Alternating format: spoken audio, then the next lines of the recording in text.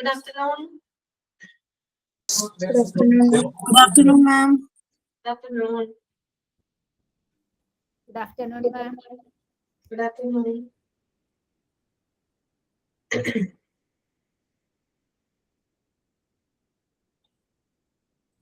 Christmas ഒക്കെ എങ്ങനെയുണ്ടായിരുന്നു?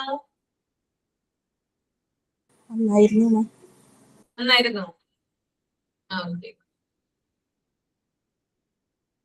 Super ആയിരുന്നു മാം. സൂപ്പർ ആയിരുന്നു. കേക്കൊക്കെ മുറിച്ചോ?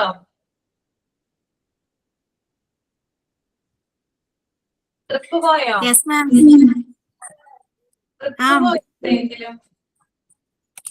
ട്രിപ്പ് പോയില്ല, ഒരു സിനിമയ്ക്കൊക്കെ പോയി. അതെ, ഏത് സിനിമയ്ക്ക് പോയി? ഏത് സിനിമയാ കണ്ടത്? സർവമായ എന്ന് പറയുന്ന ഒരു സിനിമ. എങ്ങനെയുണ്ടായിരുന്നു? കുഴപ്പമില്ല, നല്ല സിനിമയാ. എനിക്ക് ഇഷ്ടപ്പെട്ടു മിസ്സാണ്. Feel good. എന്താണ് രാജലക്ഷ്മി? ഫീൽ ഗുഡ് മൂവി ഇഷ്ടപ്പെട്ടു. മറ്റേ സത്യനന്ദിക്കാടിന്റെ പഴയ സിനിമയൊക്കെ പോലെ ഇഷ്ടപ്പെട്ടു. ഓക്കെ ഓക്കെ ഓക്കെ, അപ്പൊ നമുക്ക് സ്റ്റാർട്ട് ചെയ്യാം അല്ലെ? പ്രയർ ചെയ്തോളൂ കേട്ടോ.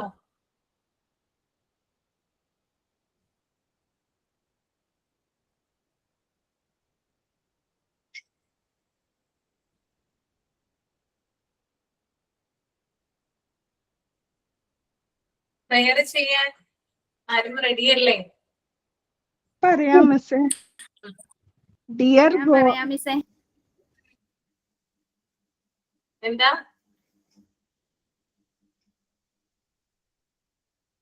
അല്ല, ജാൻസി ഇപ്പൊ പറയാമോ? രാജലക്ഷ്മി പറഞ്ഞോടാ. പറഞ്ഞോ ജാൻസി, ചെയ്തോളൂ. Dear God, please be with me today in everything I will face. Help me to learn well at our class. I pray that I will be a good friend to those around me today. Thank you all. Sign in ചെയ്തോളൂ ആരെങ്കിലും. Jancy sign in ചെയ്യാമോ? Yes, ma'am. Good afternoon to all. I welcome Ashwati ma'am and all my friends to join this class. For today's class, thank you. Okay, എന്തെങ്കിലും activity ചെയ്യാൻ തന്നിട്ടുണ്ടായിരുന്നോ? മിസ്സേ, ആ മറ്റേ class മുറിയിലൊക്കെ ഇത് എഴുതാൻ പറഞ്ഞിരുന്നു. മറ്റേ എന്താ പറയണ ആ ഇതൊക്കെ structure of the class room ആണോ? അതെ, അത് എഴുതിയിട്ട് വായിക്കാൻ പറഞ്ഞിരുന്നു. ആ, കുറച്ചുപേരെ കൊണ്ട് പറയിപ്പിച്ചിട്ടുണ്ട്. കുറച്ചുപേരല്ല, ഒന്നോ രണ്ടോ ആളുകളാണെന്നോ അല്ലേ പറഞ്ഞു നമ്മള്. ആ, എവിടെയായിരുന്നു മിനു? കാണുന്നുണ്ടായിരുന്നില്ല. അതെ, ഹസ്ബൻഡ് കൂടെ ഇല്ല, കഴിഞ്ഞ വീക്കൊക്കെ കേറിയിട്ടുണ്ടായിരുന്നു എന്റെ ക്ലാസ്സില്. ആ ഉണ്ടായിരുന്നു. ഒരു ഇല്ല, ഹസ്ബൻഡിന്റെ അമ്മ ഹോസ്പിറ്റലായിരുന്നു. പറഞ്ഞിട്ടുണ്ടായിരുന്നു, ആരോ എന്നോട് പറഞ്ഞു. ഇപ്പൊ എങ്ങനെയുണ്ട്? ഓക്കെ ആയോ? ആ, ഓക്കെ ഓക്കെ, വീട്ടിലുണ്ട്. കഴിഞ്ഞ ആഴ്ച ഡിസ്ചാർജ് ആയിരുന്നു. കഴിഞ്ഞ ബുധനാഴ്ച. ഓക്കെ വരുന്നു. മാമിന് സുഖാണോ? പനിയൊക്കെ മാറിയോ? അപ്പൊ എനിക്ക് ശ്വാസമുട്ടലായിരുന്നു. ഓക്കെ ആയി, കുഴപ്പമില്ല. എന്നാലും ചെറുതായിട്ട് ഇപ്പോഴും അങ്ങനെ ഉണ്ട്, വിട്ടുപോയിട്ടില്ല. ഇടയ്ക്ക് ഇങ്ങനെ ചുമയൊക്കെ വന്നോണ്ടിരിക്കും. ഇന്നലെ അപർണ മാമിനും നീരുവീഴ്ചയായിരുന്നു, കോൾഡായിരുന്നു അപർണ മാമിനും. അതെല്ലേ. എല്ലാവർക്കും ഇങ്ങനെ ഓരോരോ അസുഖങ്ങളാണ്. ഇപ്പൊ ക്ലൈമറ്റിന്റെ ആണ് കൂടുതലും. ക്ലൈമറ്റ് ചേഞ്ച് വരും.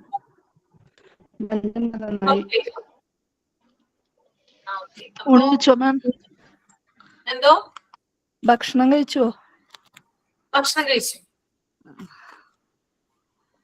നിങ്ങൾ എല്ലാവരും ഫുഡ് കഴിച്ചില്ലേ? യെസ്, കഴിച്ചു.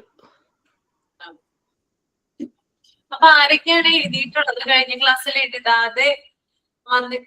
എഴുതാതിരുന്നവരോട് ഞാൻ പറഞ്ഞിട്ടുണ്ടായിരുന്നു നെക്സ്റ്റ് ക്ലാസ്സിൽ എഴുതണമെന്ന്. കഴിഞ്ഞ വീക്ക് നമുക്ക് ക്ലാസ് ഉണ്ടായിരുന്നില്ല, ചൊവ്വ മുതൽ വെള്ളി വരെ.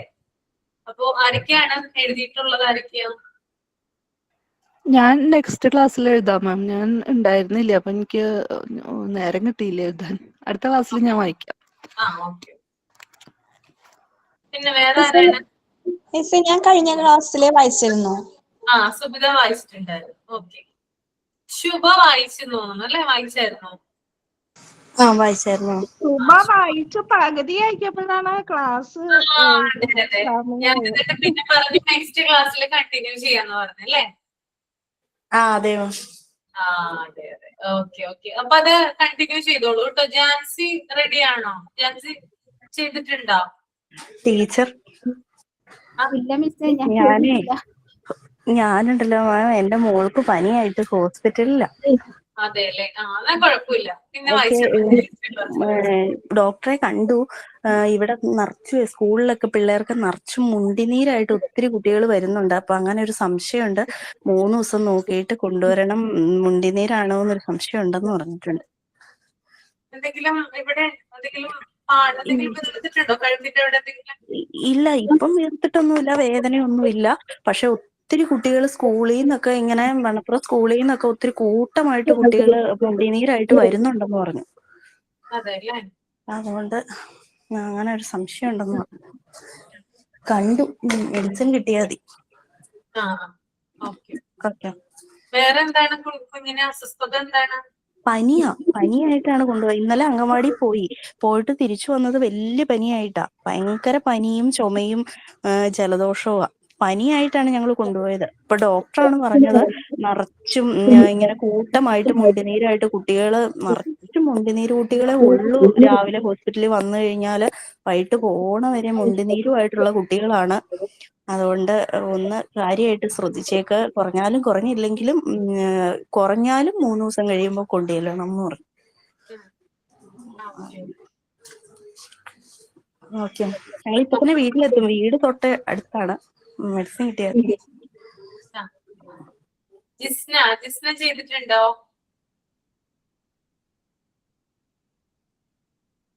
ഇല്ല മാം, ഞാന് ഒന്നാമത്തെ സ്കൂളിൽ പോകുന്നോണ്ട് ഇപ്പൊ ലീവ് കിട്ടിയപ്പോ ബാക്കിയുള്ള വർക്കുകളൊക്കെ തീർക്കാൻ തന്ത്രപ്പാട് വിടുക.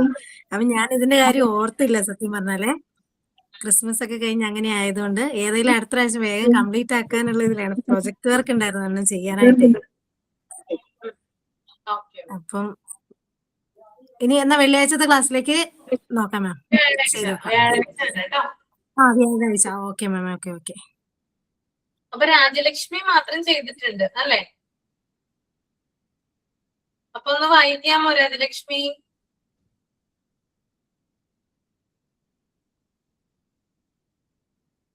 Structure of the classroom. അതായത് നമ്മൾ ഈ ലെസണിൽ നോക്കുന്നത് ക്ലാസ് റൂമിന്റെ ആകൃതിയാണ്. ക്ലാസ് റൂമിന്റെ ആകൃതി സാധാരണയായിട്ട് 4 തരം മേൽക്കൂരയാണ് നമ്മുടെ സ്കൂളുകളിൽ ഉണ്ടാവുന്നത്. ഒരെണ്ണം ഫസ്റ്റ് വൺ വന്നത് RC സെന്ററിങ്. ഇത് ഒരുപാട് സ്കൂളുകളിൽ 2ഓ 3ഓ നിലകളിൽ വാർത്തിടുന്ന ക്ലാസ് മുറികളാകും. ആളുകൾ കുട്ടികളെ ഇത്തരം സ്കൂളുകളിൽ വിട്ടു പഠിപ്പിക്കാനാണ് ഇഷ്ടപ്പെടാറ്. എന്താന്ന് വെച്ചാൽ കുട്ടികളുടെ സേഫ്റ്റി ഒക്കെ നോക്കിയിട്ട് പാരന്റ്സ് ഇത്തരം സ്കൂളുകളിലാണ് വിടുന്നത് പിള്ളേരെ. പിന്നെ ടൈൽ റൂഫിംഗ്. ചില സ്കൂളുകളിൽ ടൈൽ റൂഫിംഗ് മേൽക്കൂര ആയിരിക്കും. പക്ഷെ ഇത്തരം ക്ലാസ് മുറികളിൽ ചൂട് ഭയങ്കരമായിരിക്കും. അപ്പൊ അറേഞ്ച് ചെയ്ത തെറ്റായ റൂഫിംഗ് പരിധി നിശ്ചയിക്കാൻ ഒരു പ്രശ്നമാവും. പിന്നെ അടുത്ത് ഷീറ്റ് റൂഫിംഗ്. ചില സ്കൂളുകളിൽ ആസ്ബസ്റ്റോസ് ഷീറ്റ് അല്ലെങ്കിൽ സാധാരണ ടിൻ ഷീറ്റ് ഇട്ട സ്കൂളുകളായിരിക്കും. ഇത് സാധാരണ നമ്മള് ഷെഡുകളിൽ ഒക്കെ ഉപയോഗിക്കുന്ന ഷീറ്റായിരിക്കും.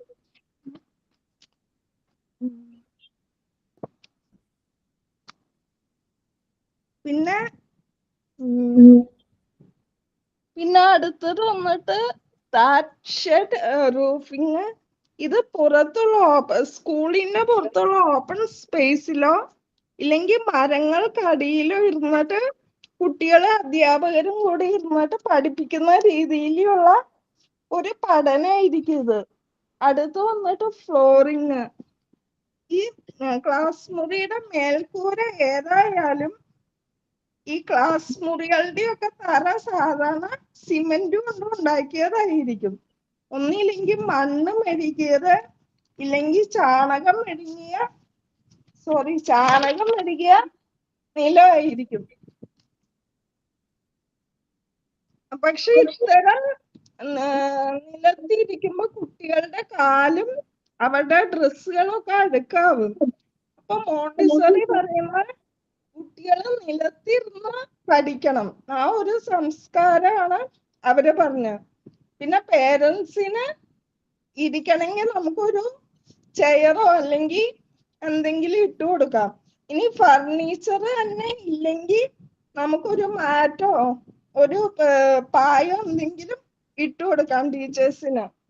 പിന്നെ സൈഡ് വാൾ, നമ്മുടെ ഇന്ത്യൻ അന്തരീക്ഷത്തിന് മുഴുവനും മറച്ച രീതിയിൽ അടച്ചിട്ട രീതിയിലുള്ള ഡോറുകൾ നമുക്ക് ഇവിടുത്തെ കാലാവസ്ഥയ്ക്ക് ചേരില്ല. അപ്പൊ പ്രധാനമായിട്ടും പ്രൈമറി, പ്രീ പ്രൈമറി ക്ലാസ്സുകളിലെ പാരപ്പറ്റ് വാളുകളായിരിക്കും അധികവും. പിന്നെ അടുത്ത ബ്ലാക്ക് ബോർഡ്.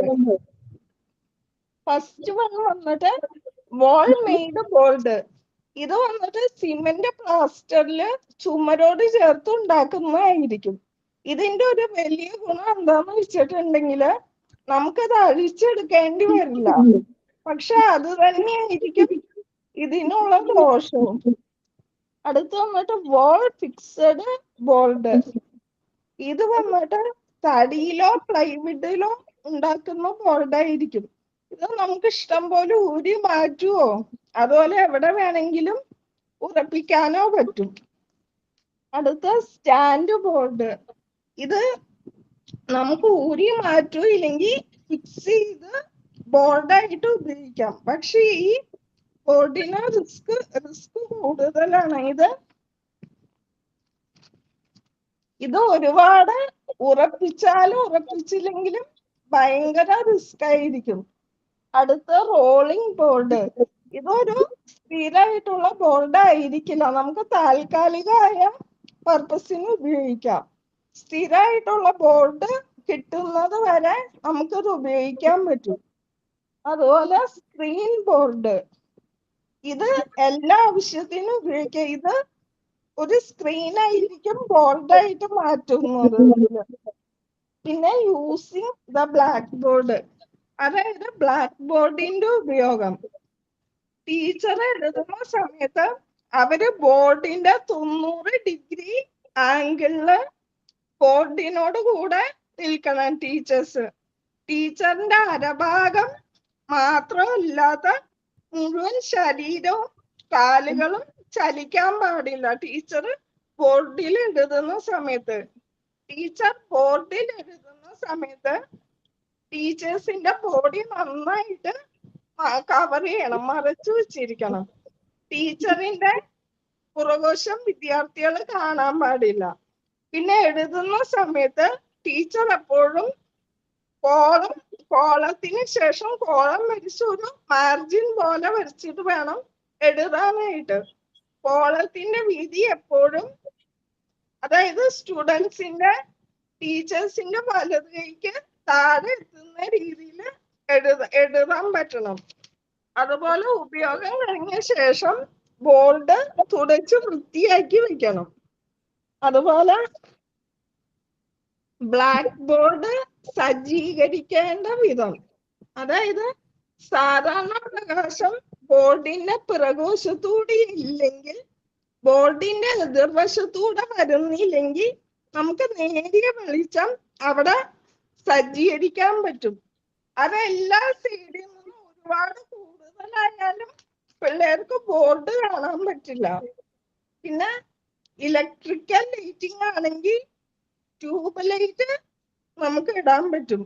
മുമ്പ് തന്നെ നല്ല വെളിച്ചം കിട്ടും, ക്ലാസ് റൂമിൽ നല്ല വെളിച്ചം കിട്ടും. ഫോക്കസ് ലൈറ്റോ സ്പോട്ട് ലൈറ്റോ ഇവിടെ യോജിക്കില്ല. പിന്നെ സീറ്റ് ക്രമീകരണം. മോണ്ടിസറി മെത്തേഡില് വിദ്യാർത്ഥികളെ നിലത്ത് ഇരുത്തുന്ന രീതിയായിരിക്കും നല്ലത്. അവർക്ക് താഴെ കിടക്കാനോ അവരുടെ ശരീരത്തെ തിരിച്ച് കമന്ന് കിടക്കാനോ അവരവരുടെ സൗകര്യം പോലെ സാധിക്കും ഇതില്. നഴ്സറി മെത്തേഡിൽ കാർപ്പറ്റ് ആയിരിക്കും ഉപയോഗിക്കുന്നത്. പക്ഷെ ഇത് കുട്ടികളും നടക്കുകയോ നിവർത്തുകയോ ചെയ്യുന്നത് കുട്ടികളായിരിക്കും. അതുപോലെ ബെഞ്ച്, പ്ലാറ്റ്ഫോം ബെഞ്ചുകളാണെങ്കിൽ ഉപയോഗിക്കുന്നത് ഇരിക്കാനും, ക്വാർട്ടർ ബെഞ്ച് ഉപയോഗിക്കുന്നത് എഴുതാനുള്ള ആവശ്യങ്ങൾക്കുമാണ്. അതായത് അടുത്ത ക്ലാസ്സില് ഹാഫ് ആയിട്ടുള്ള ബെഞ്ചുകൾ ഇരിക്കാനും ഫുൾ ബെഞ്ചുകൾ എഴുതാനായിട്ടാണ് ഉപയോഗിക്കുന്നത്. പിന്നെ വലിയ ക്ലാസ്സിലേക്ക് പോകുമ്പോ ഫുൾ ബെഞ്ചും ഡെസ്കും വലിയ മേശകളും ഒക്കെ ഉപയോഗിക്കാറുണ്ട്.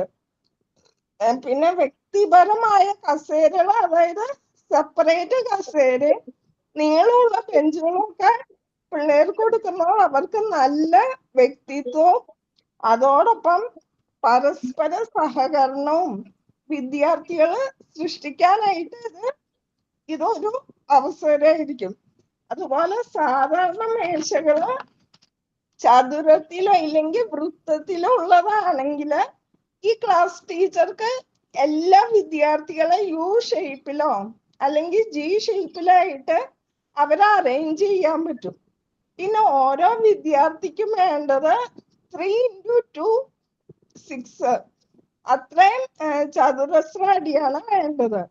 ഈ കണക്കിന് 100 ചതുരശ്ര അടി ഒരു പൊതുവായിട്ട് അത്രയും ആവശ്യമുണ്ട് എല്ലാ ക്ലാസ്സിലും. അതായത് ടീച്ചർക്ക് ചലിക്കാനുള്ള ഇടം അത് 40 ചതുരശ്ര അടിയായിരിക്കും. വിദ്യാർത്ഥികൾക്ക് ചലിക്കാനുള്ള ഇടം 40 ചതുരശ്ര അടിയായിരിക്കും. പിന്നെ റാക്കിനുള്ള ഇടം 20 ചതുരശ്ര അടിയായിരിക്കും. ഈ ഒരു കണക്കിലായിരിക്കും ക്ലാസ് റൂം അറേഞ്ച് ചെയ്യേണ്ടത്. പിന്നെ ഇരിപ്പിടം ക്രമീകരണം ഇതൊരു മെയിൻ കാര്യമായിരിക്കും. എന്താന്ന് വെച്ചാൽ എല്ലാ പേരൻസിനും അവരുടെ കുഞ്ഞുങ്ങളെ ഏറ്റവും മുമ്പിൽ ഇരിക്കണം എന്നായിരിക്കും. ചില വിദ്യാർത്ഥികൾ അവർക്ക് കാഴ്ചക്കുറവോ ഇല്ലെങ്കിൽ കേൾവിക്കുറവോ ഉള്ള പിള്ളേരായിരിക്കും. ചിലപ്പോ ചില വൈകല്യമൊന്നും നമുക്ക് എളുപ്പത്തിൽ കണ്ടുപിടിക്കാൻ പറ്റില്ല. അപ്പൊ നമുക്ക് താഴെ പറയുന്ന രീതിയിൽ ഈ ഇരിപ്പ് ക്രമീകരണം ചെയ്യാൻ പറ്റും. ഇരിപ്പ് ക്രമീകരണം ആഴ്ചകളിൽ ഒരിക്കൽ മാറ്റിയിരിക്കണം. 4 മൂലകളിൽ നിന്നും തുടങ്ങി 2 രീതിയിൽ ചെയ്യാം. വരികളും നിരകളും പോലെ 4x2 8 എന്ന കണക്കില് കുട്ടികളെ അവരുടെ പേരുകളുടെ തുടക്കത്തിലുള്ള അക്ഷരമാല ക്രമം അനുസരിച്ച് ക്രമീകരിക്കാം. നമുക്ക് 4 മൂലകളിൽ നിന്നും വരിയും നിരയുമായി സീറ്റ് നൽകാം. പിന്നെ അറ്റൻഡൻസ് രജിസ്റ്ററിലെ അക്ഷരമാല ക്രമത്തിൽ അല്ലെങ്കിൽ മറ്റേ അറ്റൻഡൻസിന്റെ ആ ഓർഡർ അനുസരിച്ച് നമുക്ക് സീറ്റ് അറേഞ്ച്മെന്റ് ചെയ്യാം. പിന്നെ ഇത് വിജയിക്കാവുന്ന രീതിയിലാണ്. ചില സ്കൂളുകളിൽ ഗ്രേഡ് നൽകുന്ന രീതിയിലാണ് ഇത് ചെയ്യുന്നത് സീറ്റ് അറേഞ്ച്മെന്റ്. ഇത് മറ്റേ റാങ്ക് നൽകുന്ന ഒരു രീതിയാണ്. അതുകൊണ്ട് ഈ രീതി കൊണ്ട് കാര്യമായി ഉപയോഗം കിട്ടില്ല. എന്താന്ന് വെച്ചാൽ മറ്റേ റാങ്ക് കിട്ടുന്ന കുട്ടികള് ഫ്രണ്ടില് പോകും. അപ്പൊ റാങ്ക് കിട്ടാത്ത കുട്ടികളും ഉണ്ടെങ്കിൽ അവർക്ക് ഇതൊരു പ്രശ്നമാവും. അപ്പൊ ഈ രീതി അത്ര നല്ലതല്ല ഈ രീതി. പിന്നെ യൂണിഫോം സാധാരണയായി സ്കൂളിൽ വരുമ്പോഴാണ് നമ്മൾ ഇടാറുള്ളത്. പിനാഫോം സ്ലാക്ക് ഒക്കെ ആയിരിക്കും പെൺകുട്ടികളുടെ യൂണിഫോം. അര പാൻറ്റും സ്ലാക്കും ആയിരിക്കും ആൺകുട്ടികളുടെ യൂണിഫോം. പിന്നെ കർച്ചീഫും റിബണും യൂണിഫോമിന്റെ കൂടെ ചില സ്കൂളുകൾ കൊടുക്കാറുണ്ട്. പിന്നെ ടൈയും ഷൂസും. അതേപോലെ ഇന്ത്യ പോലുള്ള ചൂടുള്ള രാജ്യങ്ങൾ ഈ ടൈയും ഷൂസും ഒന്നും അധികം യോജിക്കില്ല. ഇത് ചില സമയങ്ങളിൽ കുട്ടികൾക്ക് ദോഷകരമാകും. അപ്പൊ നമ്മൾ കുട്ടികളെ യൂണിഫോം ധരിക്കാൻ സഹായിക്കുമ്പോൾ കുട്ടികളുടെ ആരോഗ്യാവസ്ഥ എന്താന്ന് വെച്ചാൽ അവർക്ക് പനിയോ മറ്റേ കോൾഡൊക്കെ ഉള്ളപ്പോ ഇത് ഇടാൻ പറ്റില്ല. അപ്പൊ നമ്മൾ അതും കൂടെ നോക്കിയിട്ട് വേണം അവരെ ഇടിയിക്കാനായിട്ട്. പിന്നെ ടീച്ചറുടെ ക്ലാസ്സിൽ പഠിക്കുന്ന ഒരു കുട്ടി യൂണിഫോം ധരിക്കാതെ വന്നാല് ആ കാര്യം അന്വേഷിക്കേണ്ട ടീച്ചറുടെ മാത്രം ബാധ്യതയായിരിക്കും. പിന്നെ കർച്ചീഫ്, റിബൺ ഇതൊക്കെ നഷ്ടപ്പെട്ടാലും ടീച്ചർ അത് അന്വേഷിക്കണം.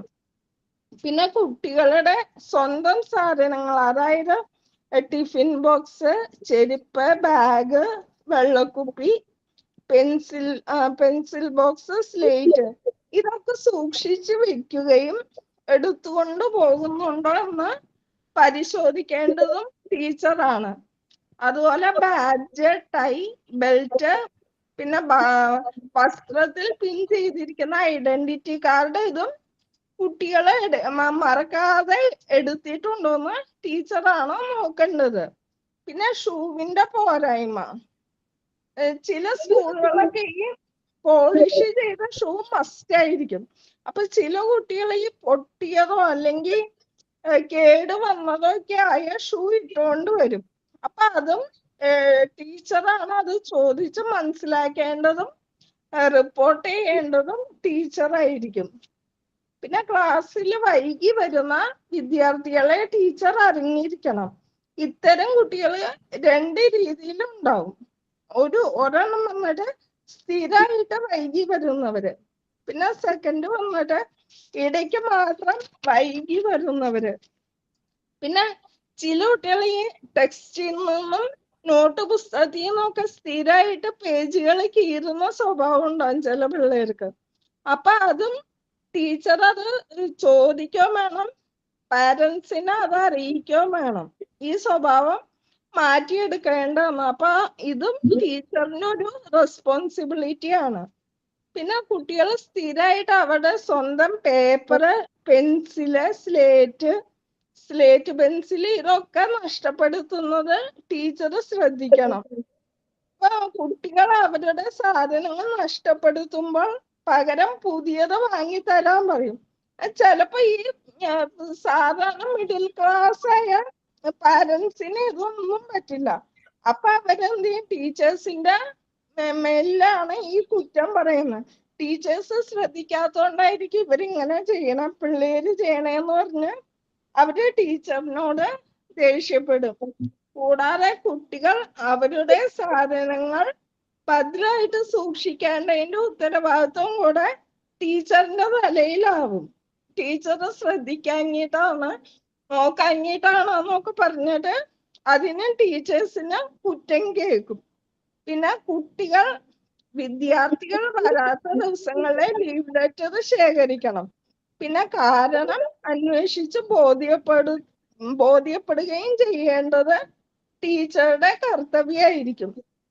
പിന്നെ Japanese type of special class, അതായത് വീക്കിൽ ഒരു ദിവസം ക്ലാസ്സില് ഒരു ഹീറോ അല്ലെങ്കിൽ ഹീറോയിനെ ഒരു കുട്ടിയെ തിരഞ്ഞെടുത്തിട്ട് ആ കുട്ടിയുടെ വ്യക്തിപരമായ കഴിവ് ഒരു പീരീഡിൽ ഒരു ദിവസം ക്ലാസ്സിൽ വെച്ച് അവതരിപ്പിക്കുന്ന രീതിയാണ് Japanese type of special class എന്ന് പറയുന്നത്. അപ്പോ ഈ 4 വീക്കിൽ ഒരു കുട്ടി ഇങ്ങനെ വരുമ്പോ കുട്ടികൾക്ക് അവരുടെ കഴിവുകള് ഒന്നും കൂടെ മെച്ചപ്പെടുത്താനും സഹായിക്കും. ഇത്ര രീതികളും. Okay, very good. നല്ലൊരു ക്ലാപ്പ് കൊടുക്കും കേട്ടോ. ടീച്ചർ ഞാൻ വീട്ടിൽ വന്നു. വന്നോ? വായിക്കാം. കണ്ടിന്യൂ ചെയ്യണോ? വായിക്കാം. എല്ലാരും കേൾക്കാൻ റെഡി അല്ലേ? ഓക്കെ ആണോ? ഓക്കെ, വായിച്ചോളൂ. Structure of the classroom. Structure of the classroom എന്നുകൊണ്ട് ഉദ്ദേശിക്കുന്നത് ഒരു സ്കൂള് പുറമേ നോക്കുമ്പോൾ അതിന്റെ അപ്പിയറൻസ് എങ്ങനെയായിരിക്കും. ആദ്യമേ തന്നെ first impression is the best impression. നമ്മൾ പുറമേന്ന് നോക്കിയാണ് ആദ്യം നമുക്കൊരു ചെറിയ കുട്ടിയുണ്ട്, സ്കൂളിലേക്ക് വിടണമെന്ന് തീരുമാനിക്കുന്നത് ജസ്റ്റ് അതിന്റെ പുറമേ ഉള്ളതൊക്കെ ഒന്ന് നോക്കിയിട്ടാണ് നമ്മൾ സ്കൂള് തീരുമാനിക്കുന്നത്. അപ്പൊ അങ്ങനെ അതിൽ റൂഫിങ് നമ്മൾ അങ്ങനെ പുറമേ നിന്ന് നോക്കുമ്പോൾ ആദ്യം നമ്മൾ നോക്കുന്നതാണ് റൂഫിങ്. അത് 4 തരത്തിലുണ്ട്. ഒന്നാമത്തെയാണ് RC സെൻട്രിങ്. അത് വാർക്ക കെട്ടിടങ്ങളായിരിക്കും, 2-3 നിലകൾ ഉണ്ടായിരിക്കും. അതെല്ലാം വാർക്ക കെട്ടിടങ്ങളായിരിക്കും.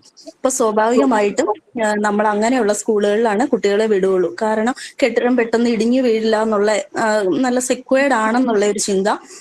പിന്നെ കുട്ടികൾക്കും അങ്ങനെയുള്ള കാണാൻ ഇച്ചിരി ഭംഗിയുള്ള ലുക്കുള്ള സ്കൂളുകളിൽ പോകാനായിരിക്കും കുട്ടികൾക്കും ഇഷ്ടം. ഇന്നത്തെ പേരൻസും അങ്ങനെയാണ്. സ്കൂളിന്റെ ഭംഗിയൊക്കെ നോക്കിയാണ് കുട്ടികളെ വിടുകയുള്ളൂ. അപ്പൊ സ്കൂളിന് എത്ര ഭംഗിയുണ്ടോ അതനുസരിച്ച് അവിടെ കുട്ടികളും കൂടും. ചിലപ്പോൾ അവിടെ നന്നായിട്ട് പഠിപ്പിക്കുന്ന നല്ല കരിക്കുലം ആക്ടിവിറ്റീസ് ഒന്നും ഇല്ലെങ്കിൽ കൂടെ സ്കൂള് നല്ലതാണോ എന്ന് നോക്കി പെട്ടെന്ന് നമ്മൾ അവിടെ സ്കൂളിലേക്ക് കൊണ്ടുവിടും. അങ്ങനെയുള്ളതാണ് ഒരു RC സെന്ററിങ്. അത് വാർക്ക കെട്ടിടമാണ്, പുറമേ നോക്കിയാൽ കാണാൻ വളരെ നല്ല സ്ട്രക്ചറാണ്. അതുകൊണ്ട് അങ്ങനെയുള്ള സ്കൂളുകളിലാണ് കൂടുതൽ കുട്ടികളുള്ളതും കുട്ടികൾ പോകാൻ ഇഷ്ടപ്പെടുന്നതും അങ്ങനെയാണ്. പേരൻസ് വിടാൻ ഇഷ്ടപ്പെടുന്നതും അങ്ങനത്തെ സ്കൂളുകളിലാണ്. പിന്നെ അടുത്താണ് ടൈൽ റൂഫിങ്. ടൈൽ റൂഫിങ് എന്ന് പറയുന്നത് റൂഫ് ടൈല് കൊണ്ട് വെച്ചതാണ്. അത് കുറച്ച് പഴയ മോഡലാണ്. അതിന് കുറച്ച് ചൂടും അങ്ങനത്തെ ഇതൊക്കെ കൂടുതലായിരിക്കും അവിടെയും. പക്ഷെ കുറച്ചധികം കുട്ടികൾ ഉണ്ടാവാനുള്ള സാധ്യതയുണ്ട്. പിന്നെ അടുത്താണ് ഷീറ്റ് റൂഫിങ്. ഷീറ്റ് റൂഫിംഗ് എന്ന് പറഞ്ഞാൽ ആസ്പെറ്റോസോ അല്ലെങ്കിൽ ടിൻ ഷീറ്റുകളോ അങ്ങനെയൊക്കെ കൊണ്ടായിരിക്കും ഇതിന്റെ മേൽക്കൂര റെഡിയാക്കിയിരിക്കുന്നത്. അങ്ങനത്തെ സ്കൂളുകളിൽ പോകാൻ അധികം തന്നെ ആരും ഇഷ്ടപ്പെടുന്നില്ല. കാരണം ആസ്പെറ്റോസോ ഷീറ്റോ ഒക്കെ മഴ പെയ്യുമ്പോഴോ കാറ്റ് വീശുമ്പോഴോ ഒക്കെ അത് നഷ്ടപ്പെട്ടു പോവുക, കുട്ടികളുടെ പറന്നു വല്ലതും പോയി കുട്ടികൾ നനയുവോ അല്ലെ കുട്ടികളുടെ മേത്തേക്ക് ഇത് ഇടിഞ്ഞു വീഴുവോ എന്നൊക്കെയുള്ള ഒരു പേടി കൊണ്ട് പേരൻസ് അങ്ങനത്തെ സ്കൂളുകളിൽ വിടാനും തയ്യാറാകില്ല. ഭംഗിയില്ലാത്തതുകൊണ്ട് ഇപ്പോഴത്തെ കുട്ടികൾ അങ്ങനെയൊന്നും പോകാനും റെഡി ആവത്തില്ല. പക്ഷെ അതിന് കണ്ടാലൊരു പഴയ സ്കൂളാണെന്നുള്ള അങ്ങനത്തെ ഒരു തോന്നലും അങ്ങനത്തെ ഈ ഷീറ്റിട്ട സ്കൂളുകൾക്കുണ്ടാവും. പക്ഷെ അവരുടെ ക്ലാസ് റൂമുകളും അധ്യാപകരും ഒക്കെ നല്ലതായിരിക്കും. പക്ഷെ ഈ ഷീറ്റ് കണ്ട് അതിന്റെ ആ ഫിസിക്കൽ അപ്പിയറൻസ് കണ്ട് അവിടേക്ക് പോകാൻ അധികം ആളുകൾ തയ്യാറാകില്ല. അങ്ങനെയുള്ള സ്കൂളുകളിൽ കുട്ടികളും കുറവായിരിക്കും. പിന്നെ അടുത്താണ് ടച്ചഡ് റൂഫിങ്. അത് വൈക്കോല് കൊണ്ട് മേഞ്ഞ സ്കൂളുകളായിരിക്കും. അങ്ങനെ ഉള്ള സ്കൂളുകളിൽ വളരെ എയർ പാസ് ചെയ്യും, നല്ല കൂളിംഗ് ആയിരിക്കും, നന്നായിട്ട് തണുപ്പുണ്ടാകും. നല്ല വേനൽക്കാലത്തും കുട്ടികൾക്ക് ഈസി ആയിട്ട് അവിടെ ഇരുന്ന് പഠിക്കാനും പിന്നെ അതുപോലെ ഈ ചൂടുകാലത്ത് ഉണ്ടാകുന്ന രോഗങ്ങൾ റാഷസും അങ്ങനത്തേതൊക്കെ ഒരു പരിധിവരെ തടയാനും ഇങ്ങനത്തെ വൈക്കോൽ മേൽക്കൂരകളുള്ള സ്കൂളുകൾ നന്നായിട്ട് സഹായിക്കും. പക്ഷെ അത് കണ്ടാൽ വളരെ പഴമയുള്ളതും പെട്ടെന്ന് ഇടിഞ്ഞു വീഴുന്നതും കാണാൻ ഒരു ഭംഗിയില്ലാത്തതുമായ സ്കൂളായതുകൊണ്ട് പേരൻസ് മിക്കവരും അങ്ങനെയുള്ള സ്കൂളുകളിലേക്ക് കുട്ടികളെ വിടാൻ റെഡി ആകാറില്ല. അതുകൊണ്ട് അങ്ങനത്തെ സ്കൂളുകളിൽ അധികം കുട്ടികൾ ഉണ്ടാകുകയില്ല. അത് പതിയെ പൂട്ടി പോകാനാണ് സാധ്യത. പിന്നെ അതുപോലെ ട്രീ റൂഫിംഗ് ക്ലാസ്സുകൾ അങ്ങനെയുള്ള സ്കൂളുകളിലൊക്കെ മരത്തിന്റെ ചുവട്ടിൽ പോയി ഒരു പീരീഡ് ഒക്കെ ചിലപ്പോൾ മരത്തിന്റെ ചുവട്ടിൽ പോയിരുന്നായിരിക്കും കുട്ടികളെ അധ്യാപകർ പഠിപ്പിക്കുന്നത്. പക്ഷെ അങ്ങനെ പഠിക്കുന്ന ക്ലാസ്സുകൾ അവർക്ക് കുറച്ച് ഫ്രഷ് എയർ കിട്ടും, അവർ കുറച്ച് റിലാക്സ് ആകും, സ്ട്രെസ് റിലീഫ് കിട്ടും. അങ്ങനെ കുട്ടികൾക്ക് വളരെ നന്നായിട്ട് പ്രയോജനപ്പെടും.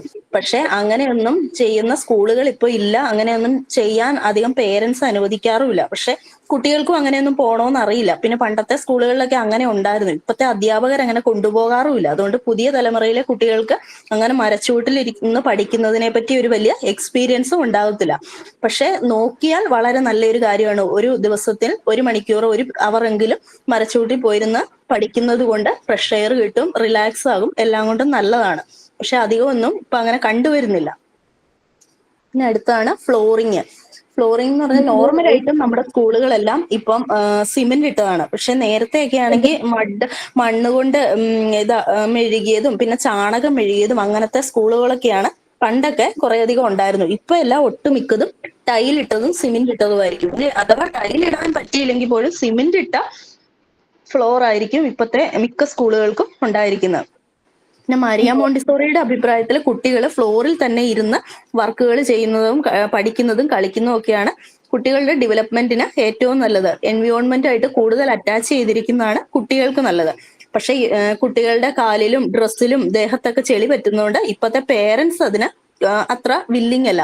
അവര് കുട്ടിയുടെ യൂണിഫോം ചെളിയായി, ഡ്രസ്സ്, ഷൂസ് ദേഹത്തൊക്കെ ചെളിയായി എന്ന് പറഞ്ഞ് അങ്ങനെ പ്രശ്നം ഉണ്ടാക്കുന്നത് കൊണ്ട് പേരൻസിന് എന്തെങ്കിലും ഫർണിച്ചർ ഇട്ട് അതിലിരുത്തി കുട്ടികളെ പഠിപ്പിക്കണം എന്നാണ് ആഗ്രഹം.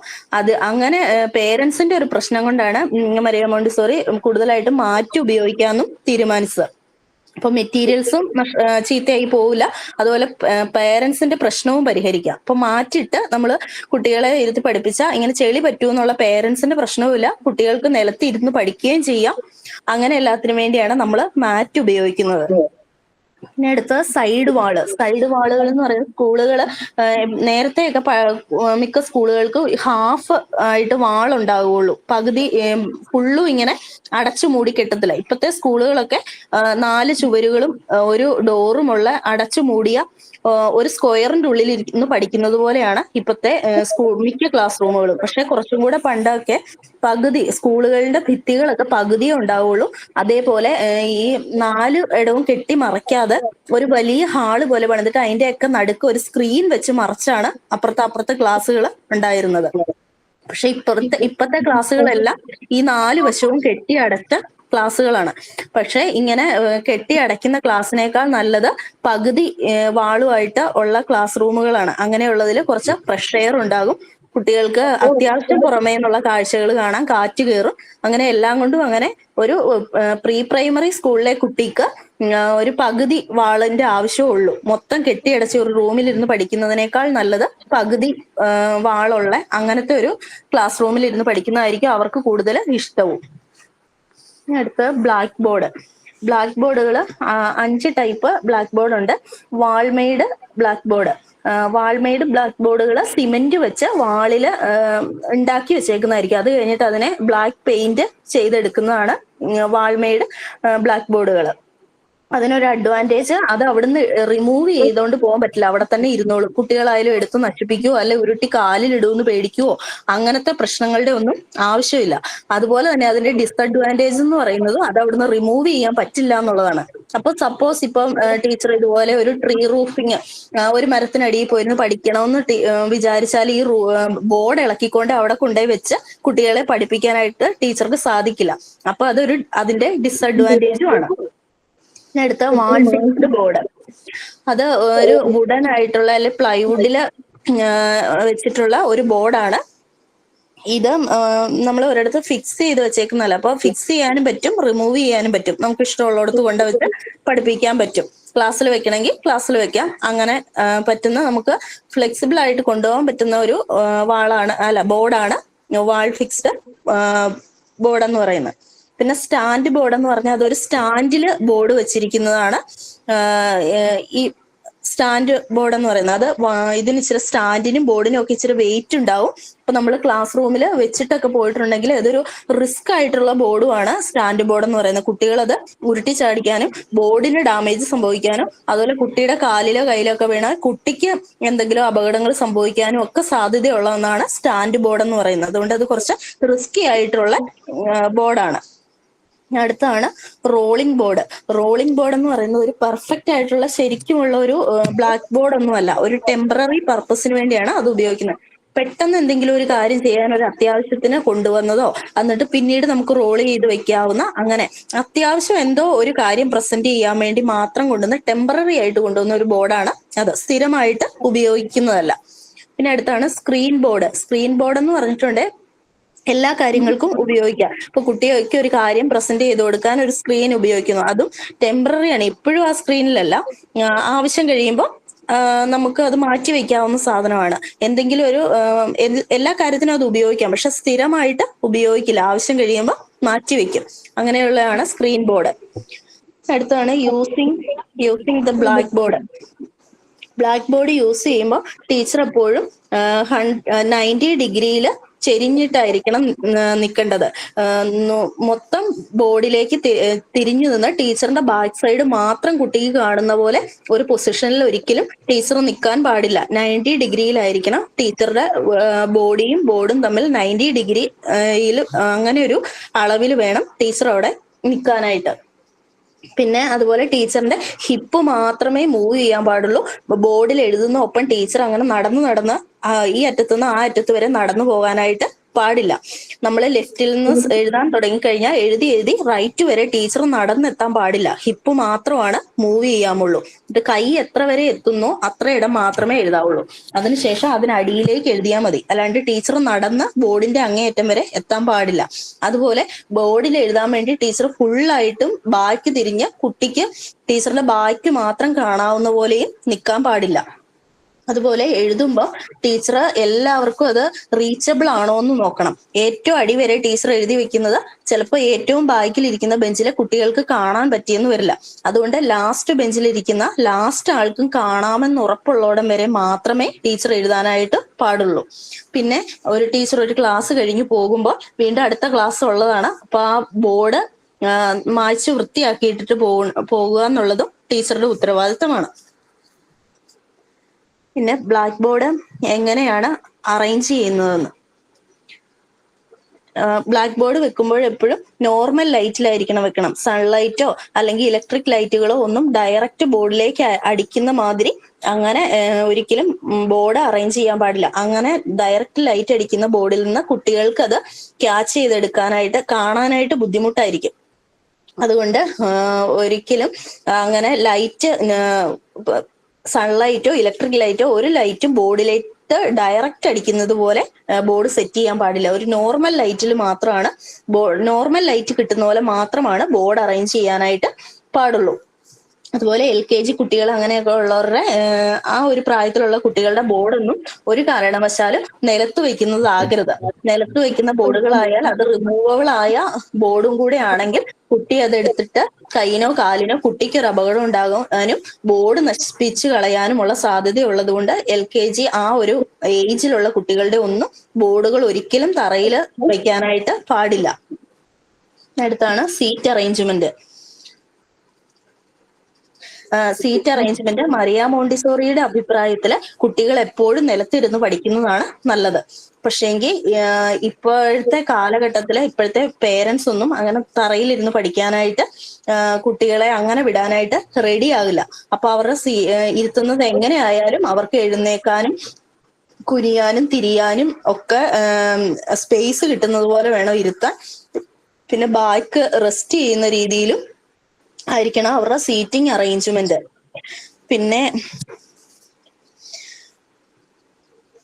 പിന്നെ ഒരു കുട്ടിക്കും ഇൻഡിവിജ്വൽ ചെയർ ഒന്നും കൊടുക്കാതെ എല്ലാവരെയും ഒരു ലോങ് ബെഞ്ചിൽ ഇരുത്തി പഠിപ്പിക്കുന്നതായിരിക്കും നല്ലത്. അങ്ങനെ തനിച്ചിരുന്ന് പഠിക്കുമ്പോൾ അവരിൽ ഒരു കോപ്പറേഷൻ ഒന്നും ഉണ്ടാകത്തില്ല. പക്ഷെ ഒരുമിച്ച് ഒരു ബെഞ്ചിൽ ഇരിക്കുമ്പോൾ അവരുടെ ആ സ്നേഹവും സഹകരണവും ഒക്കെ ഒരു പരിധിവരെ ഇൻക്രീസ് ചെയ്യും. അതുകൊണ്ട് അവരുടെ ആ കോപ്പറേഷൻ ഇംപ്രൂവ് ചെയ്യാൻ വേണ്ടിയിട്ട് അവരെ ഒരു ബെഞ്ചിൽ ഇരുത്തി പഠിപ്പിക്കുന്നതാണ് എപ്പോഴും നല്ലത്. ഇൻഡിവിജ്വൽ ആയിട്ട് ഒരു ഡെസ്കും ഒരു ചെയറും കൊടുത്ത് തനിച്ചിരുത്തുന്നതിനേക്കാൾ ഒരുമിച്ച് ഒരു 3-4 പേരെ ഒരുമിച്ച് ഒരു ബെഞ്ചിൽ ഇരുത്തുന്നതായിരിക്കും എപ്പോഴും നല്ലത്. അത് അവരുടെ സാമൂഹിക ജീവിതത്തെയും മറ്റൊരാളുമായിട്ട് ബിങ്കിൾ ചെയ്യാനുള്ള അവരുടെ കഴിവിനെ വർദ്ധിപ്പിക്കും. പിന്നെ എപ്പോഴും നമ്മുടെ ടേബിളും ചെയറും ഒക്കെ ഒരു സ്ക്വയറിലോ ഒരു റൗണ്ടിലോ ഇടുന്നത് നല്ലതായിരിക്കും. അപ്പോൾ എല്ലാ കുട്ടികൾക്കും പരസ്പരം കാണാനും ടീച്ചർക്കും അതുപോലെ എല്ലാവരെയും കാണാനായിട്ട് സാധിക്കും. പിന്നെ നമ്മുടെ സീറ്റിംഗ് അറേഞ്ച്മെന്റ് ടീച്ചർ എപ്പോഴും ഒരു U ഷേപ്പിലോ G ഷേപ്പിലോ സീറ്റ് അറേഞ്ച് ചെയ്യുന്നതും വളരെ നല്ലതായിരിക്കും. അങ്ങനെ ആയിരിക്കുമ്പോൾ ആരും പുറകിലാണെന്നും ആരും മുമ്പിലാണെന്നും ഉള്ള ഒരു തോന്നൽ ആർക്കും ഉണ്ടാകത്തില്ല. എല്ലാവരും ആ U ഷേപ്പിലിരിക്കുമ്പോൾ ടീച്ചർക്ക് എല്ലാവരെയും കാണാം. കുട്ടികളുടെ എല്ലാവരുടെയും മനസ്സിൽ അവരെല്ലാവരും ഫ്രണ്ടിൽ ഇരിക്കുന്നവരാണ്. ആരും ബാക്ക് ബെഞ്ചേഴ്സ് എന്നൊരു പ്രശ്നം കുട്ടികളുടെ ഉള്ളിൽ ഉണ്ടാവുന്നില്ല. ടീച്ചർക്ക് എല്ലാവരെയും കാണാനും സാധിക്കും. അതുകൊണ്ട് ഒരു U ഷേപ്ഡ് സീറ്റിംഗ് അറേഞ്ച്മെന്റ് വളരെ നല്ലതായിരിക്കും. പിന്നെ എപ്പോഴും ഒരു ക്ലാസ് റൂം എന്ന് പറഞ്ഞാൽ 100 സ്ക്വയർ ഫീറ്റ് എങ്കിലും ഉണ്ടായിരിക്കണം. കാരണം അതിൽ 40 സ്ക്വയർ ഫീറ്റ് കുട്ടികൾക്ക് മൂവ് ചെയ്യാനുള്ള സ്ഥലം വേണം. മരിയ മോണ്ടിസോറി പറയുന്നത് പോലെ കുട്ടികൾക്ക് എണീക്കാനും ഇരിക്കാനും കുനിയാനും സൈഡുകളിലേക്ക് തിരിയാനും ബാക്ക് റെസ്റ്റ് ചെയ്യാനും എല്ലാം സ്പേസ് കിട്ടണം. അല്ലാണ്ട് ഒരു ബെഞ്ചിൽ ഒരു 5 പേര് 6 പേര് ഒരു ചെറിയ ബെഞ്ചിൽ 6-7 പേരെ ഇരുത്തി അവർക്ക് അനങ്ങാനും തിരിയാനും സ്പേസ് കിട്ടാത്ത രീതിയിലായിരിക്കരുത് അവരിയ്ക്കുന്നത്. അപ്പൊ 100 സ്ക്വയർ ഫീറ്റ് എങ്കിലും ഒരു ക്ലാസ് റൂം ഉണ്ടായിരിക്കണം. അതിൽ 40 സ്ക്വയർ ഫീറ്റും കുട്ടികൾക്ക് മൂവ് ചെയ്യാനുള്ള സ്പേസ് കൊടുക്കണം. ബാക്കി 40 സ്ക്വയർ ഫീറ്റ് ടീച്ചർക്ക് മൂവ് ചെയ്യാനുള്ള സ്പേസ് ഉണ്ടായിരിക്കണം. പിന്നെയുള്ള 20 സ്ക്വയർ ഫീറ്റ് അവരുടെ സാധനങ്ങളും റാക്ക് റോയ് അങ്ങനത്തെ സാധനങ്ങളൊക്കെ ക്രമീകരിച്ച് അവരുടെ സാധനങ്ങൾ വെക്കാനുള്ള സ്പേസ് ആയിട്ട് കൊടുക്കണം. ബെഞ്ചും ഡെസ്കും മെറ്റീരിയൽസ് സാധനങ്ങളൊക്കെ വെക്കാനായിട്ട് ബാലൻസ് 20 സ്ക്വയർ ഫീറ്റ്. പിന്നെ സിറ്റിംഗ് അറേഞ്ച്മെന്റിൽ ഒരു കുട്ടിയുടെ ഇരിപ്പിടം എങ്ങനെ ആയിരിക്കണം എന്ന് എങ്ങനെ ക്രമീകരിക്കണം എന്നുള്ളതാണ് സിറ്റിംഗ് അറേഞ്ച്മെന്റ്. അപ്പൊ മോസ്റ്റ് ഓഫ് ദ പേരൻസും എന്റെ കുട്ടി ഫ്രണ്ടിൽ ഇരിക്കണം എന്ന് ആഗ്രഹിക്കുന്ന ആൾ. അപ്പൊ ടീച്ചർ കൂടുതൽ ശ്രദ്ധിക്കും. അപ്പൊ അവൻ എന്തെങ്കിലും ഉഴപ്പിയാലോ പഠിക്കാണ്ടിരുന്നാലോ ടീച്ചർ അവനെ പെട്ടെന്ന് കണ്ടുപിടിക്കും. അങ്ങനെ എന്റെ കുട്ടി നന്നായിട്ട് പഠിക്കും. അതുകൊണ്ട് എന്റെ കുട്ടി എപ്പോഴും ഫ്രണ്ടിൽ ഇരിക്കണം എന്ന് ആഗ്രഹിക്കുന്നവരാണ് മോസ്റ്റ് പേരൻസും. പക്ഷെ എല്ലാ കുട്ടിയെയും ഫ്രണ്ടിൽ ഇരുത്താനായിട്ട് നമുക്ക് സാധിക്കില്ല. അപ്പം ബാക്കിൽ ബെഞ്ചുകൾ വരും. അല്ലെങ്കിൽ ഈ പറയുന്ന പോലെ അങ്ങനത്തെ ഒരു പ്രശ്നം ഒഴിവാക്കാനാണ് നമ്മൾ യു ഷേപ്പിൽ അറേഞ്ച് ചെയ്യാനായിട്ട് പറയുന്നത്. അപ്പൊ അങ്ങനെ എല്ലാവരെയും ഫ്രണ്ടിൽ ഇരുത്താൻ പറ്റാത്ത സാഹചര്യത്തിൽ ഓട്ടോമാറ്റിക്കലി ബാക്കിലേക്ക് ബെഞ്ചുകൾ വരും. അങ്ങനെ വരുമ്പം അത് അറേഞ്ച് ചെയ്യുന്ന ചില രീതികളാണ്. ഒന്ന് ഹൈറ്റ് ഓർഡർ. അത് പൊക്കമുള്ള ആളെ പുറകിലിരുത്തും, ഏറ്റവും പൊക്കം കുറഞ്ഞ ആള് ഫ്രണ്ടിൽ. അങ്ങനെ പൊക്കത്തിനനുസരിച്ച് ബെഞ്ചുകൾ ക്രമീകരിക്കും. അത് എന്നിട്ട് ആഴ്ചയിൽ ഒരിക്കല് റൊട്ടേറ്റ് ചെയ്യും. ഏറ്റവും ബാക്കിലെ ആള് ഫ്രണ്ടിൽ വരും. അങ്ങനെ ബെഞ്ച് റൊട്ടേറ്റ് ചെയ്യും. അങ്ങനെ റൊട്ടേറ്റ് ചെയ്തില്ലെങ്കിൽ ബാക്കിലിരിക്കുന്നവൻ എന്നും ബാക്കിലായിരിക്കും. ഓട്ടോമാറ്റിക്കലി അവർക്ക് ടീച്ചർ കാണില്ല, അവിടെ ഇരുന്ന് ഞാൻ ഉഴപ്പിയേക്കാം എന്നൊരു ടെൻഡൻസി ആ കുട്ടികളിൽ ഉണ്ടാകും. അത് ഒഴിവാക്കാനായിട്ട് എല്ലാവരെയും ബെഞ്ച് റൊട്ടേറ്റ് ചെയ്യുക. അപ്പം പുറകിലിരിക്കുന്ന ആൾക്കും ആ ഒരു കോംപ്ലക്സ് ഇല്ല, ഞാൻ എപ്പോഴെങ്കിലും മുന്നിൽ എത്തുന്നുണ്ടെന്നുള്ള ഒരു തോന്നൽ ബാക്കിലിരിക്കുന്ന കുട്ടിക്കും ഉണ്ടാകും. അതുകൊണ്ട് പൊക്കത്തിനനുസരിച്ച് ഹൈറ്റ് ഓർഡറിൽ കുട്ടിയെ ഇരുത്തിയിട്ട് ബെഞ്ച് റൊട്ടേറ്റ് ചെയ്യുന്നതാണ് ഒരു രീതി, സിറ്റിംഗ് അറേഞ്ച്മെന്റിന്റെ ഒരു രീതി. പിന്നെ ആൽഫബറ്റിക്കൽ ഓർഡർ.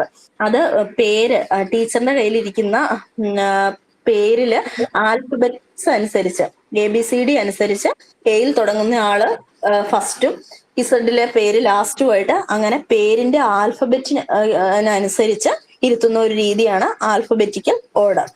പിന്നെയുള്ളതാണ് അറ്റൻഡൻസ് ഓർഡർ. അറ്റൻഡൻസ് ഓർഡർ ടീച്ചറിന്റെ കയ്യിലുള്ള അറ്റൻഡൻസ് രജിസ്റ്ററിൽ പേരെഴുതിയേക്കുന്ന അറ്റൻഡൻസ് രജിസ്റ്ററിൽ ആദ്യം പേരുള്ള ആൾ ആദ്യം ഇരിക്കും, രണ്ടാമത് പേരുള്ള അടുത്ത്. അങ്ങനെ അറ്റൻഡൻസ് രജിസ്റ്ററിന്റെ അകത്ത് ടീച്ചറിന്റെ പേര് ആ ക്രമം അറ്റൻഡൻസ് രജിസ്റ്ററിലെ ക്രമത്തിനനുസരിച്ച് കുട്ടികളെ ഇരുത്തുന്ന ഒരു രീതിയാണ് അറ്റൻഡൻസ് ഓർഡർ. പിന്നെ അടുത്താണ് റാങ്കിങ് മെത്തേഡ്. റാങ്കിങ് മെത്തേഡ് എന്ന് പറഞ്ഞാൽ ഒരിക്കലും ഉപയോഗിക്കാൻ പാടില്ലാത്ത ഒരു മെത്തേഡാണ്. അതൊരു ക്ലാസ്സില് മാർക്കിന്റെ അടിസ്ഥാനത്തിൽ കുട്ടികളെ ഇരിക്കുന്നത്. ഏറ്റവും നന്നായിട്ട് പഠിക്കുന്ന ആള്, ഏറ്റവും മാർക്ക് സ്കോർ ചെയ്ത ആള് ഫസ്റ്റ് ബെഞ്ചില്, ഏറ്റവും മാർക്ക് കുറഞ്ഞ ആള് ബാക്ക് ബെഞ്ചില്. അങ്ങനെ വരുമ്പോൾ കുട്ടികൾക്ക് തന്നെ അവരുടെ ഇരിപ്പിൽ നിന്ന് തന്നെ അവർക്ക് തന്നെ സ്വയം നോക്കിയാൽ അറിയാം ആർക്കാണ് മാർക്ക് കൂടുതൽ, ആർക്കാണ് കുറഞ്ഞത്.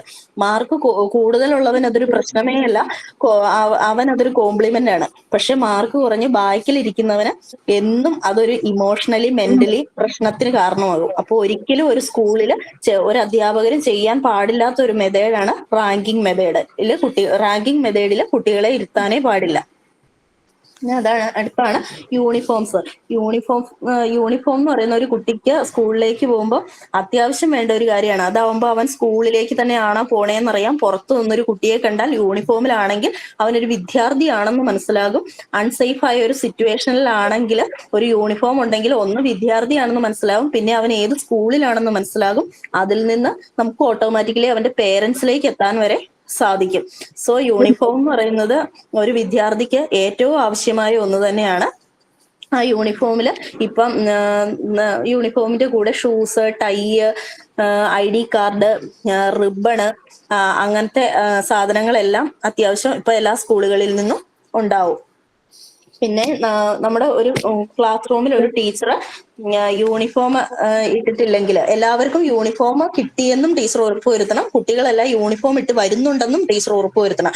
ഏതെങ്കിലും കുട്ടി യൂണിഫോം ഇല്ലാതെ ക്ലാസ് റൂമിൽ ഇരുന്നാൽ അതിന് ആ ക്ലാസ് ടീച്ചർ ആയിരിക്കും റെസ്പോൺസിബിൾ. പിന്നെ യൂണിഫോം കൊടുക്കുന്നൊപ്പം kerchief, ribbon, shoes, ID card, അതിന്റെ ഇക്വിപ്മെന്റ്സ് എല്ലാ സാധനങ്ങളും കുട്ടികളിലേക്ക് ടീച്ചർ എത്തിക്കണം.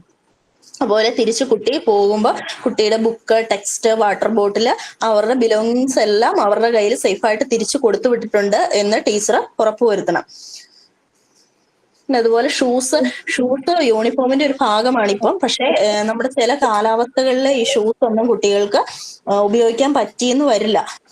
സ്കിൻ റാഷ് പോലെയുള്ള ഇത് നല്ല ഹോട്ടായ സാഹചര്യത്തിൽ അങ്ങനെയൊക്കെ സംഭവിക്കും. ആ ഒരു സാഹചര്യത്തിൽ ടീച്ചർക്ക് വേണമെങ്കിൽ ആ ഷൂസ് നീ 2 ദിവസത്തേക്ക് ഇടണ്ടെന്ന് പറയാനുള്ള ഒരു അധികാരവും അവകാശവും ടീച്ചർക്കുണ്ട്. അങ്ങനെ ടീച്ചറിന്റെ അനുമതിയോടെ ഷൂസ് ഇല്ലാതെ ഒരു ദിവസം വന്നു എന്ന് കരുതി പ്രശ്നമൊന്നുമില്ല. പിന്നെ ക്ലാസ്സിൽ കൃത്യമായിട്ട് വരില്ലാത്ത കുട്ടികളെ ടീച്ചർ കറക്റ്റായിട്ട് നോട്ട് ചെയ്യണം. ഈ കറക്റ്റ് സമയത്ത് എത്തില്ലാത്ത വരുന്ന പറയുന്നത് 2 തരത്തിലുണ്ട്. ഒന്ന് സ്ഥിരമായിട്ട് താമസിച്ചു വരുന്ന ഒരു കാറ്റഗറി. പിന്നെ ചിലരെന്ന് പറഞ്ഞാൽ ബൈ ചാൻസിൽ എന്തോ അത്യാവശ്യം വന്നു പോയത് കൊണ്ട് അബദ്ധത്തിൽ താമസിച്ചു പോയവര്. അപ്പൊ രണ്ടുപേരെയും ടീച്ചർ നോട്ട് ചെയ്യണം. എന്തുകൊണ്ടാണ് അവർ താമസിച്ചു വന്നതെന്ന് ടീച്ചർ അന്വേഷിക്കണം. ഒക്കേഷണലി താമസിക്കുന്നവരെ ടീച്ചർ കാര്യം അന്വേഷിച്ച് വിടാൻ പ്രശ്നമില്ല. റെഗുലർ ആയിട്ട് ലേറ്റ് ആവുന്നവരെ എന്തുകൊണ്ട് ലേറ്റ് ആവുന്നു എന്ന് അന്വേഷിക്കുകയും പേരൻസിനെ അറിയിക്കുകയും കൃത്യമായിട്ട് അതിനൊരു കാരണം കണ്ടുപിടിച്ചത് ടീച്ചർ പരിഹരിക്കുകയും ചെയ്യണം. പിന്നെ ബുക്ക്, ടെക്സ്റ്റ് അങ്ങനത്തെ സാധനങ്ങളൊക്കെ പൊതിഞ്ഞ് വൃത്തിയായിട്ടാണ് കുട്ടികൾ കൊണ്ടു നടക്കുന്നതെന്ന് ടീച്ചർ ഉറപ്പുവരുത്തണം. പിന്നെ കുട്ടികൾ തിരിച്ചു പോകുമ്പോൾ സാധനങ്ങളെല്ലാം ടീച്ചർ കൃത്യമായിട്ട് ഉണ്ടോ എന്ന് നോക്കി കൊടുത്തു വിടണം. അല്ലെ വീട്ടിൽ ചെല്ലുമ്പോൾ സാധനം എന്ത് ചെയ്യുന്നു പേരൻസ് ചോദിക്കുമ്പോൾ കുട്ടിയെ നമ്മൾ വഴക്ക് പറയും. അപ്പൊ സാധനം ഇല്ലാതെ വരുമ്പോൾ കുട്ടിയെ പേരൻസ് വഴക്ക് പറയും. അപ്പൊ ഓട്ടോമാറ്റിക് അത് ടീച്ചർ എടുത്തു വെച്ചില്ല എന്ന് അത് ടീച്ചറിന് ഒരു പ്രശ്നമായിട്ട് മാറും. നമ്മുടെ ജോലിയെയും നമ്മുടെ സ്വഭാവത്തെയും എല്ലാത്തെയും ബാധിക്കും. അതുകൊണ്ട് ഓരോ കുട്ടിയും ക്ലാസ് കഴിഞ്ഞ് വീട്ടിലേക്ക് പോകുമ്പോൾ അവർ കൊണ്ടുവന്ന എല്ലാ സാധനങ്ങളും കൊണ്ടാണ് തിരിച്ചു പോകുന്നതെന്ന് അധ്യാപകര് ഉറപ്പുവരുത്തിയിരിക്കണം. പിന്നെ അതുപോലെ ഓരോ കുട്ടിയും ലീവ് ആകുന്ന സമയത്ത് ടീച്ചർ ലീവ് ലെറ്റർ വാങ്ങിക്കണം. ലീവ് ലെറ്റർ കറക്റ്റ് പേരൻസിൽ നിന്ന് തന്നെയാണ് വരുന്നതെന്ന് ഉറപ്പാക്കണം. ചെറിയ ക്ലാസ്സിലെ കുട്ടികളാകുമ്പോൾ കുഴപ്പമില്ല. കുറച്ചുകൂടെ വലിയ കുട്ടികളാകുമ്പോൾ സ്വയം ലീവ് ലെറ്റർ എഴുതിക്കൊണ്ട് വരാനുള്ള ഒരു ടെംപ്ടേഷൻ കുട്ടികളിൽ ഉണ്ടാവും. അപ്പൊ എന്തുകൊണ്ടാണ് കുട്ടി ലീവ് ആയതെന്നും അത് ശരിക്കും ശരിയായ കാര്യമാണോന്നും പേരൻസിനോട് ചോദിച്ച് ഉറപ്പുവരുത്തി ലീവ് ലെറ്റർ കറക്റ്റ് പേരൻസ് കൊടുത്തതാണെന്നും ടീച്ചർ ഉറപ്പുവരുത്തണം. അടുത്ത് Japanese type of special class heroine making class. ജപ്പാനിലുള്ള സ്കൂളുകളിൽ കണ്ടുവരുന്ന ഒരു രീതിയാണിത്.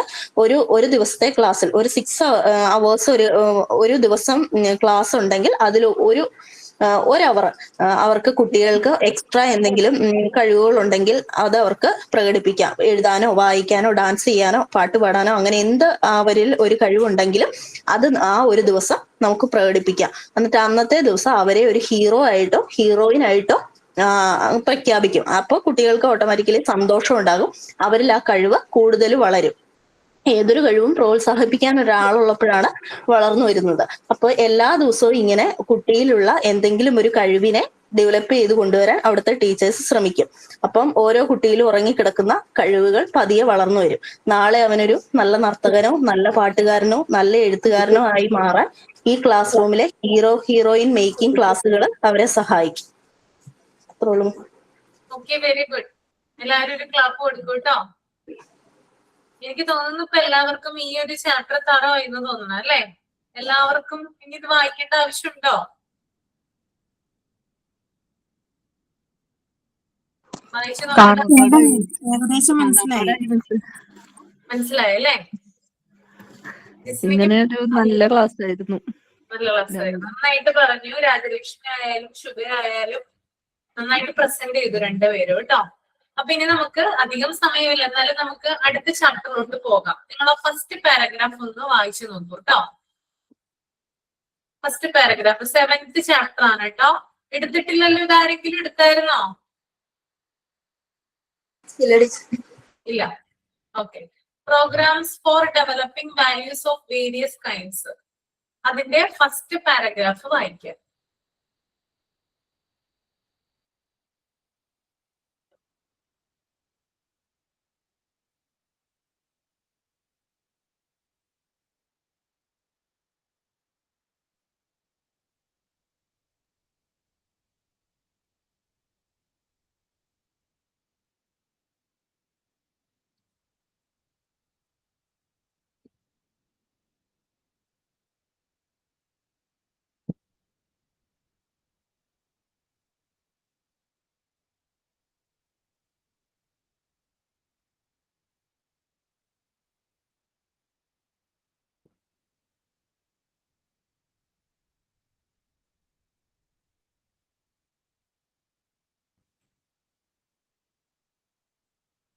വായിച്ചു കഴിയുമ്പോ തമ്പ് ചെയ്യാം കേട്ടോ.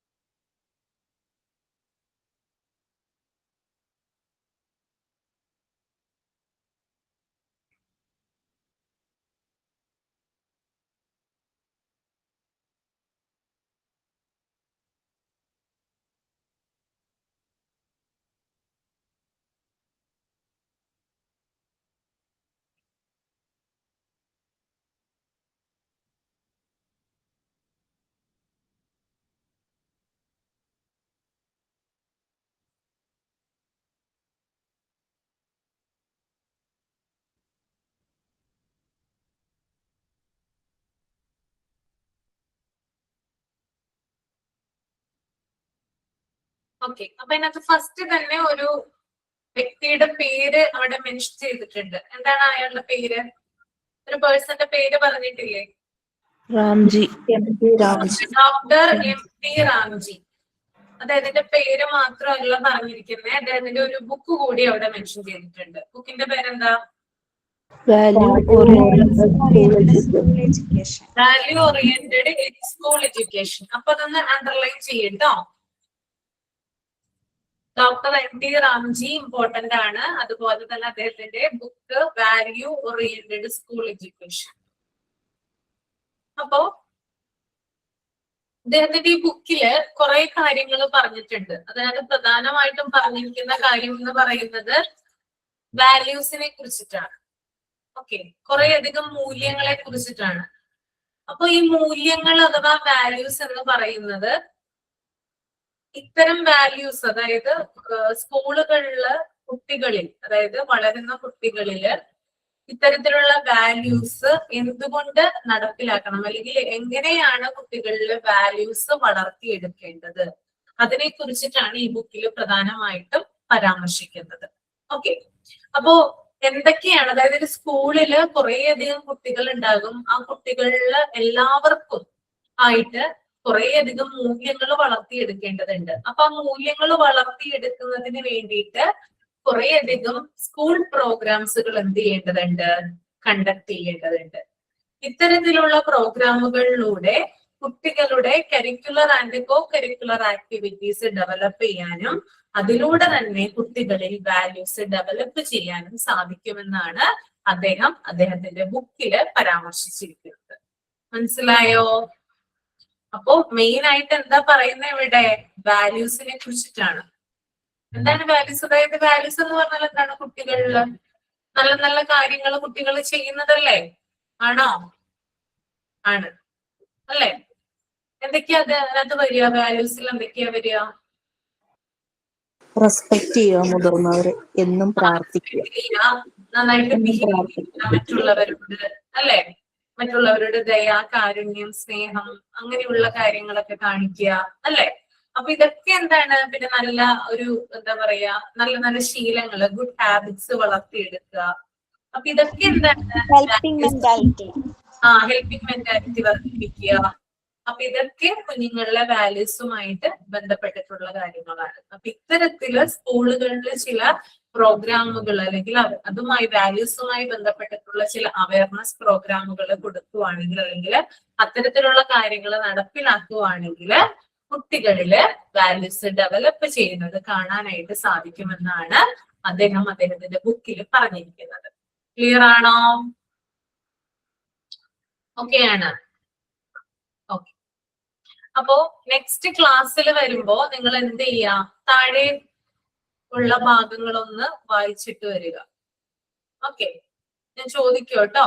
അതായത് കമ്മ്യൂണിറ്റി പ്രെയർ എന്താണ്, health and cleanness programme, socially useful productive work, special room situation, cultural and recreational activities. ഞാനിത് ഓരോരുത്തർക്കായിട്ട് തരണോ? സെപ്പറേറ്റ് ആയിട്ട്? എല്ലാവരും ഉണ്ടാവും അടുത്ത ക്ലാസ്സിൽ?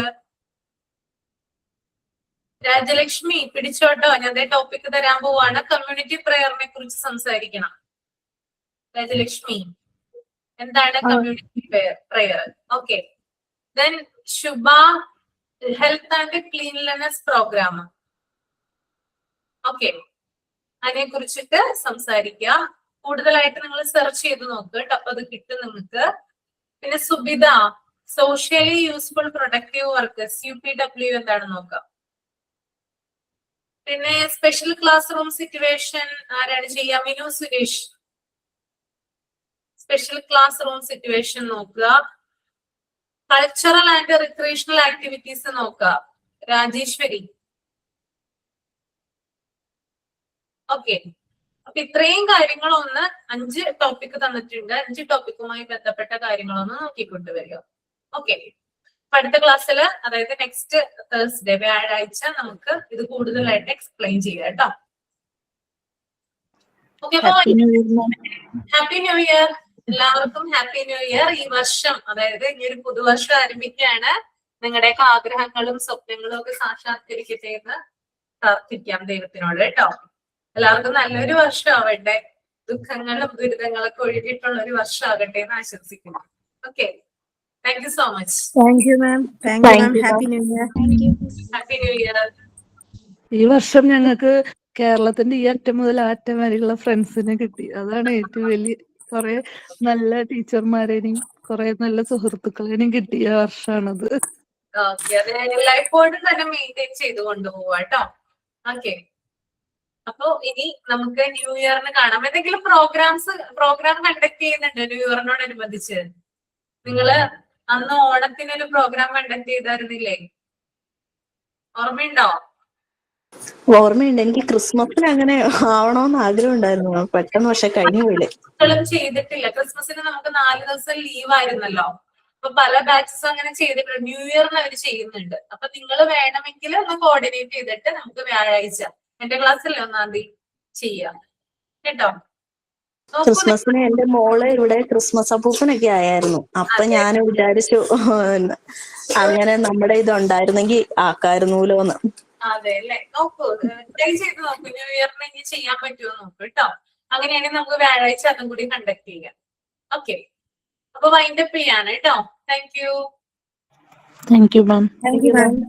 Thank you. Thank you.